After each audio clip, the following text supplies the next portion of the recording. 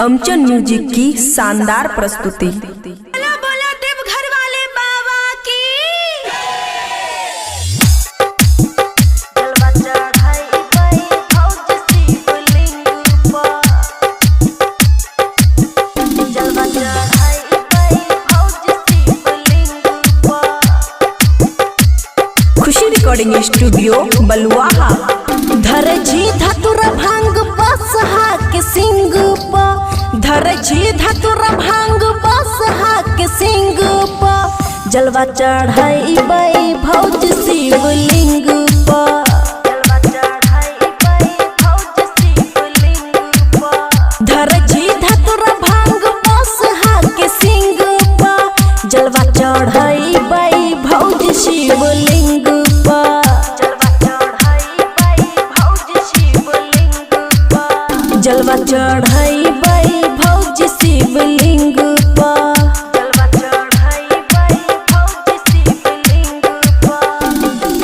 DJ good Madhubani, DJ good Madhubani. जलवा चढ़ाई बई भौज शिवलिंग पर।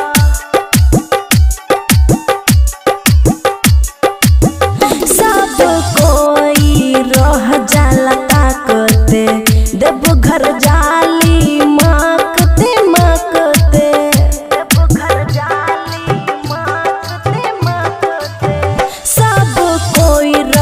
जाला ताकते देवघर जाली माकते माकते।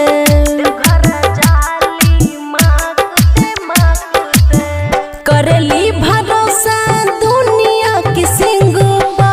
जलवा चढ़ावेली भौज शिवलिंग पा। जलवा चढ़ावेली भौज शिवलिंग पा। जलवा चढ़ावेली भौज शिवलिंग।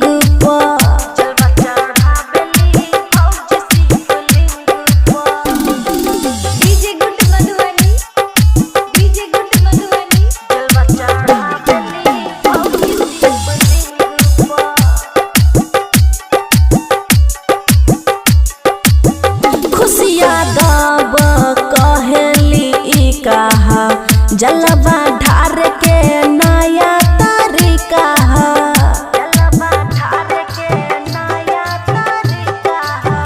खुशियाँ दब कहेली ई कहा। जलवा ढार के नया तरीका है। जलवा ढार के नया तरीका है। देवेंद्र दिमागी अमन जिंग प। जलवा चढ़ावेली भौज शिवलिंग प। जलवा चढ़ावेली भौज शिवलिंग प।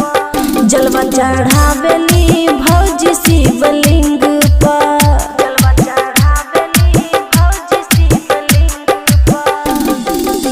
खुशी रिकॉर्डिंग स्टूडियो बलुआहा।